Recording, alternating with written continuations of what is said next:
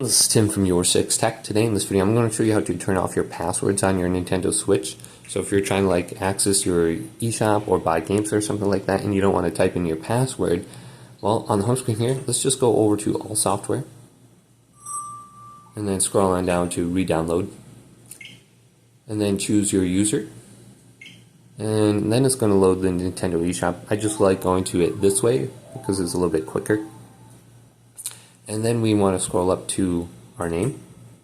So we're under account information now. Then go to the right, scroll on down. And we want to go to where it says password entry settings. And then we can go to change. So we have the option to skip a password for starting the Nintendo eShop, skip a password for using saved credit card information, or using your linked PayPal information right here. So we have those three options to skip a password, and then you can go to save. And then every time you go to the eShop, you won't have to enter in a password. So hopefully this quick little video did indeed help you out. If it did, leave a big thumbs up and subscribe to my channel down below for more TikTok videos coming up next on YourSixTech.